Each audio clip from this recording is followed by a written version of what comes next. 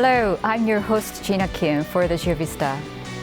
2024 can truly be described as a year of transition.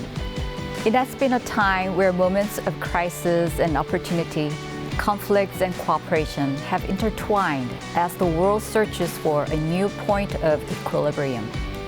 Today, under the theme 2024 in Keywords, we reflect on the major events and trends that have shaped this remarkable year. To make this session even more meaningful, we've invited a special guest. Joining us is Professor Kim Hae-na from Seogang University's Graduate School of International Studies. Welcome, Professor Kim. How are you? Good. Thank you for having me.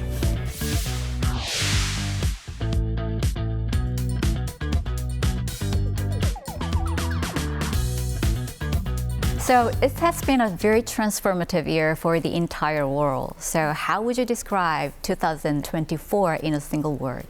I think there's so many ways to describe it, but the best word that comes to mind is dynamic. It was a very dynamic year, culturally, socially, politically, economically, and much more than the past. So dynamic would be the word I would choose. Now let's dive into 2024 in keywords. I've selected the first keyword for today.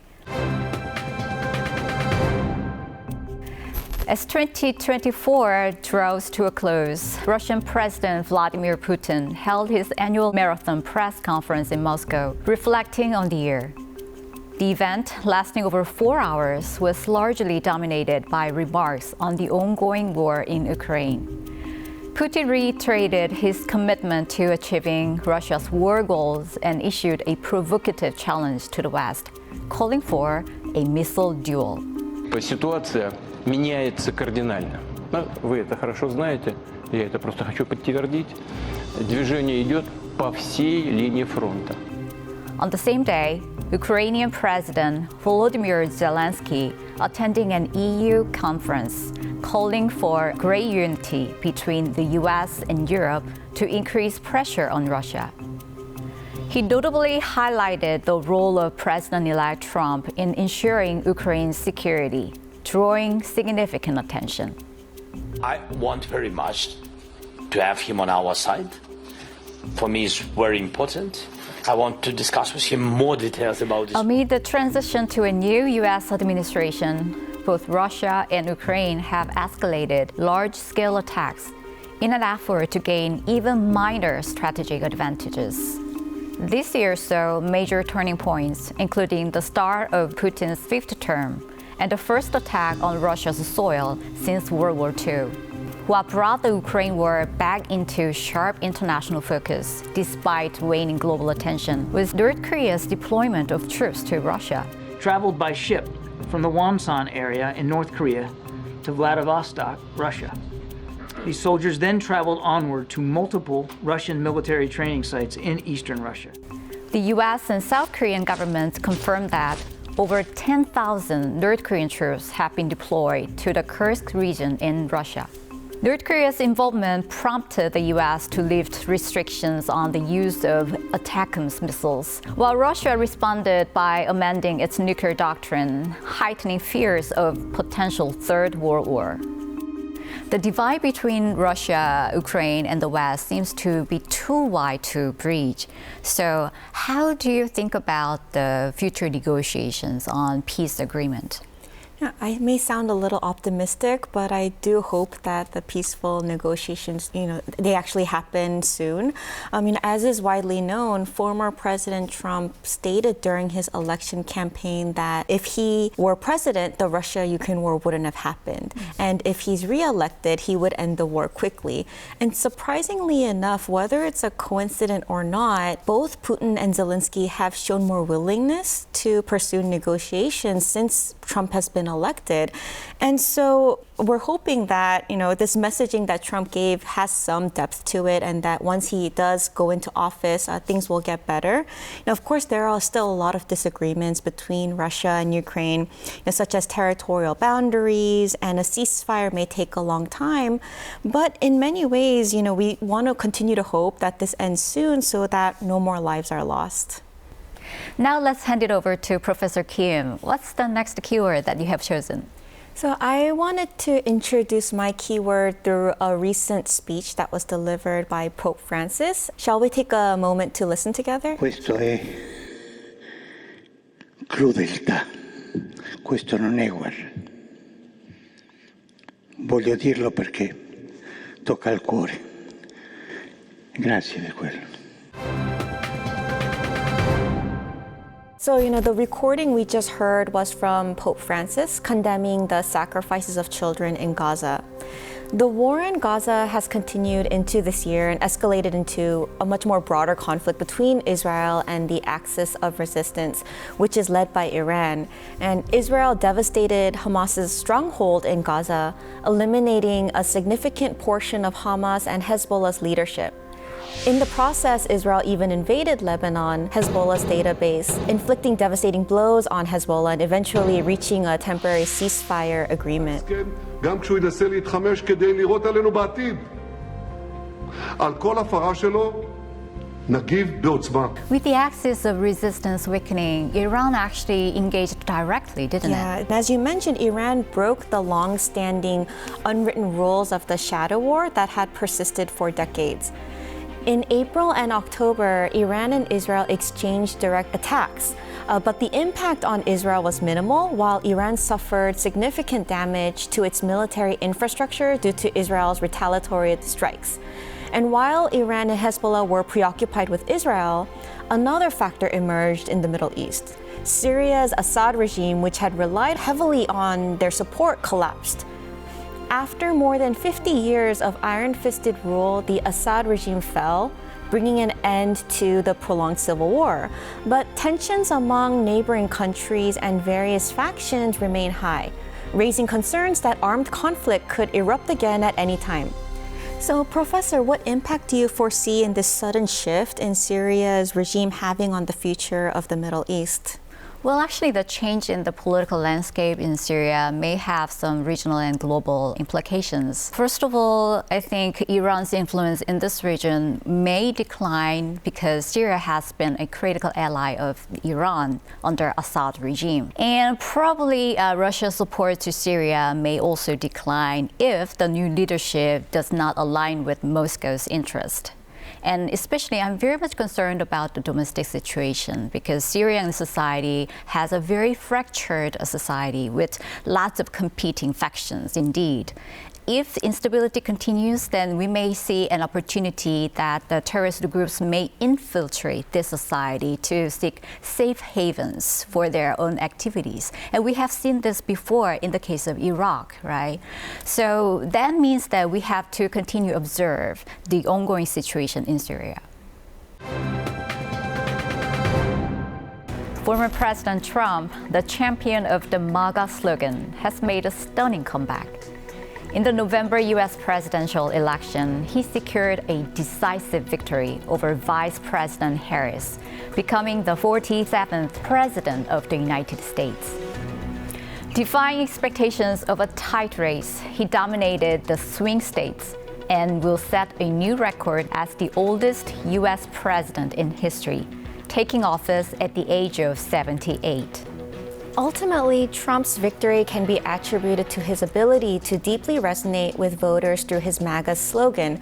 Wouldn't you agree? Yes, of course. Even before taking office, President-elect Trump has announced plans to impose high tariffs, initiate mass deportation of undocumented immigrants, and quickly resolve the conflicts in Ukraine and the Middle East. These declarations alone are poised to send shockwaves through the international order. So, Professor Kim, which of President-elect Trump's policies deserve most attention? President-elect Trump was able to win this recent election because he was addressing a lot of domestic issues in the U.S., such as inflation and concerns related to public safety. But as you mentioned, the implications of this are going to be very important in the realm of foreign policy. In particular, one of the things that really stands out about Trump is that he tends to have less trust regarding the liberal international order. In fact, he has spent very little time safeguarding the liberal international order and promoting democratic values such as global human rights. But this means that he's more willing to work with authoritarian regimes, but also willing to have more transactional relationships with allies, including South Korea. So in the case of South Korea, it seems like there's a lot of concern related to Trump because Trump has shown a little bit more willingness to negotiate and work with North Korea, but this may mean that South Korea's national interests are also not being incorporated. So right now it's very important for South Korea to reach out to the Trump administration and to make sure that South Korea's national interests are also being safeguarded. Yes, I definitely share your concerns. Yeah. All right, could you introduce the next keyword? So I believe this is one of the most talked about topics in South Korea this year, and it has to do with President Yoon Suk-yeol's abrupt declaration of martial law and his subsequent impeachment. 자유 헌정 질서를 지키기 위해 비상계엄을 선포합니다. On December 3rd, President Yoon declared martial law, calling the opposition's forced passage of legislative bills and budget proposals, as well as the impeachment of government officials, acts of dictatorship and violence. However, the National Assembly's resolution to repeal the martial law passed within 6 hours, leading to its withdrawal. Later, President Yoon apologized for the martial law crisis and expressed his intention to step back from frontline politics, but he refused to resign. On December 14th, the National Assembly passed a second impeachment motion with 204 votes in favor, suspending President Yoon from his duties. This process also underscored the resilience of South Korea's democracy, right? Right. We really saw how vibrant and active Korea's protest culture is, and it also showed the democratic awareness of South Korean citizens. So, Professor, how do you see this impeachment situation folding out in 2025, and what kind of impacts may this have on South Korean politics and diplomacy? Well, in my opinion, the political turmoil, depends on the Constitutional Court's decision, which may lead to presidential election and transition of political power. In the interim, it is my concern anyway, high-level talks between South Korea and key allies will face some delay. Especially talks with the U.S. is critical at this moment. The heads of the key allies rushed to the Washington, D.C. to negotiate some trade-offs, to make some compromises before official launch of the second Trump administration. That will certainly put some pressure on the forthcoming government to restore relations and strengthen ties with Washington, D.C. in any time soon. So these should be very smooth and very active anyway for the face of the South Korea's foreign policy. Yeah, and for Korea's democracy as well. Casi con 2 metros de agua. Estaba sentado en una estantería, la última que haya, porque la gasolinera ya no existe. Fatal, fatal. Luego había un hombre ahí agarrado a una reja que se iba cayendo y llamando a la gente y socorro y no podían hasta que no vinieron los helicópteros y se lo llevaron. In October, southeastern Spain experienced its worst flooding in 3 decades. The town of Chiva in Valencia received a year's worth of rain in just 8 hours. Such extreme weather events are not confined to Spain. Yeah, that's correct. So, from heat waves and droughts to torrential rains and floods, no part of the world has been spared from the climate crisis this year. The U.S. in particular suffered significantly from simultaneous heat waves and hurricanes. This summer, the southwestern U.S. endured temperatures reaching 50 degrees Celsius, while the southeastern region faced multiple major hurricanes, resulting in significant casualties. According to an analysis by Swiss Re, the world's largest insurance company, natural disasters worldwide resulted in economic losses of approximately $310 billion in 2024. At the 29th UN Climate Change Conference of the Parties, discussions centered around reducing greenhouse gas emissions and expanding renewable energy. But sharp divisions between developed and developing countries were evident. So, Professor Kim, isn't it time for the international community to take concrete actions to address climate crisis? I feel like concrete action should have been taken a long time ago. I already feel like it's a little too late, but right now it is important. It's more important than ever to take concrete action. And right now there's a lot of concern because there's a lot of blaming where, developing countries are blaming developed countries for this current situation, the climate crisis, and developed countries are also partly blaming developing countries. But right now it's important for countries to work actively and collectively together. But with Trump's recent elections, I'm actually a bit worried that this kind of collective agreement is going to become even more difficult. But thankfully, there have been some events that have taken place. So for example, from December 2nd to December 13th, the International Court of Justice, the ICJ, held a trial in The Hague, Netherlands, where they examined the legal responsibility of carbon-emitting countries regarding the climate crisis. And there were over 100 countries and international organizations that were involved in this, as well as the ICJ's 15 judges regarding this issue. As we approach to a new year, we have lots of issues and also numerous challenges await us. Perhaps that's why we have so much attention in this particular technology. Can you introduce the next keyword? While last year's AI models had already brought significant changes, this year saw further expansion in both their capabilities and applications. These models now produce highly refined outputs not only in text generation, but also in images, videos, and even music, encompassing a multimodal spectrum. According to a McKinsey report, the adoption rate of AI technologies by companies increased from 55% in 2023 to 72% in 2024. Similarly, the use of generative AI surged from 33% in 2023 to 65% in 2024, which is almost double. So recently, there was even a competition between global stroke experts and AI in analyzing brain imaging.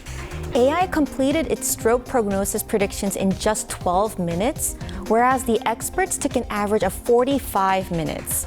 And in addition to this, the experts' accuracy rate averaged 50%, which was 22% lower than AI's performance.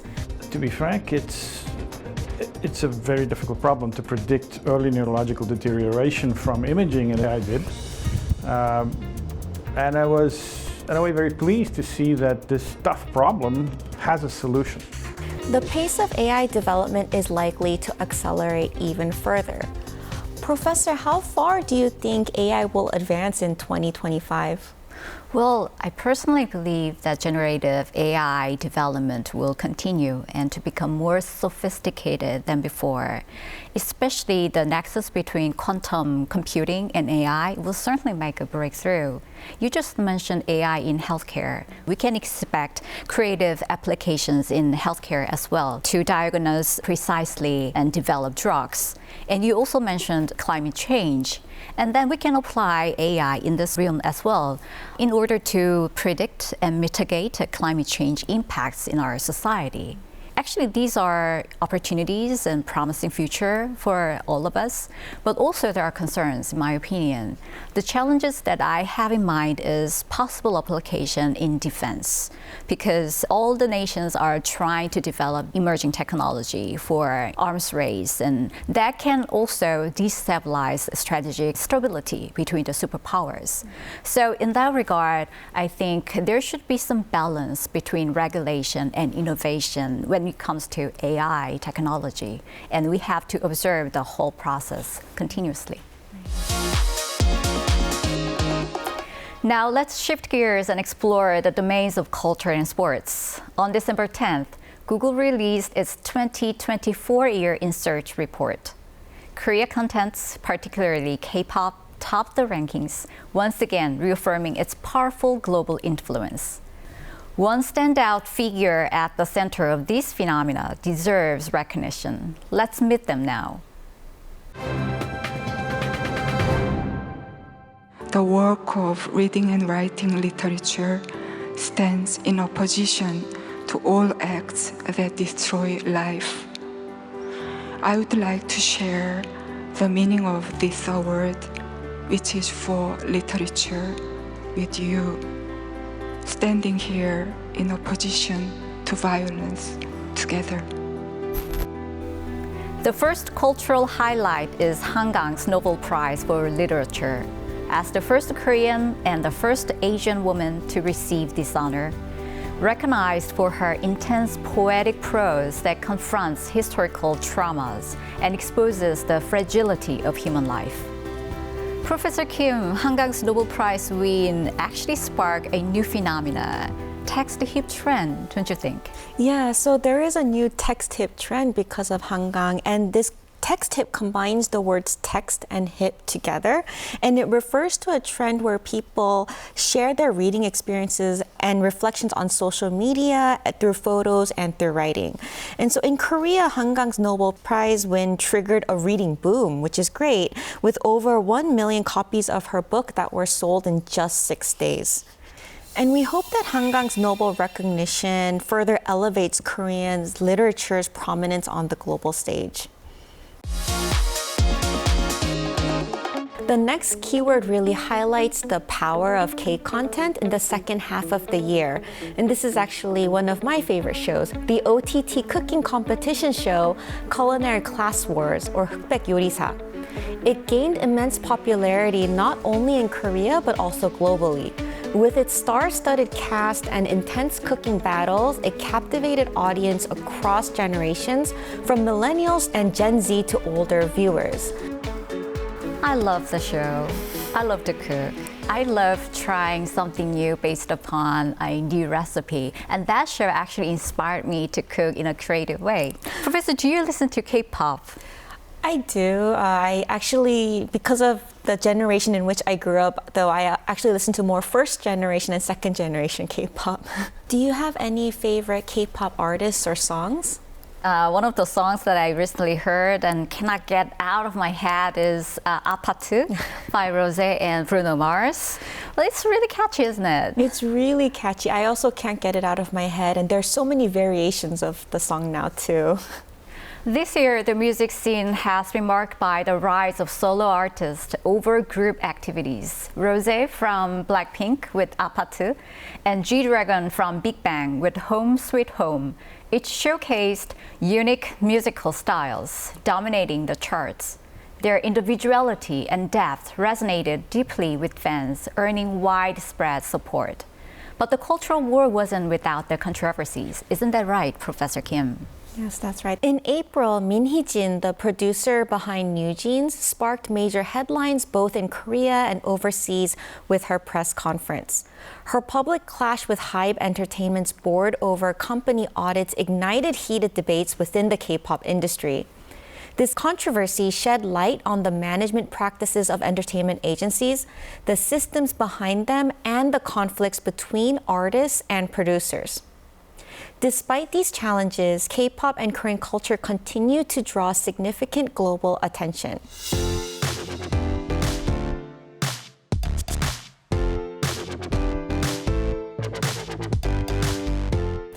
Professor, do you notice anything in common among the athletes on this list? Well, I recognize those names. Well, Son Heung-min on the top of the list.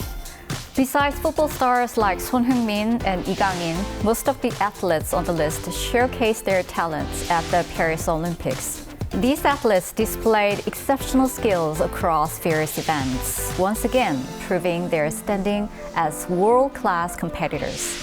Their performances helped South Korea achieve remarkable results in the overall rankings, further solidifying its status as a sports powerhouse. We look forward to an even brighter future for South Korean sports and their continued success on the global stage. Today, we've reflected on 2024 through key highlights. Professor, as we approach 2025, What kind of news do you expect or want to hear in the coming year? Well, in the very beginning of today's show, I said that this year was dynamic. I think that one additional word to describe this year is extreme polarization. We saw a lot of growing divisions and increasing polarization worldwide. So I'm hoping that next year we can see a bit more unity, a bit more interactions, understandings, and respect towards one another. And I think that that would be very important for next year. I agree. Thank you for taking the time to join us today. Thank you. We had a turbulent year, and I hope year 2025 will be full of progress and unity. Happy New Year to everyone. This has been Gina Kim with the GeoVista.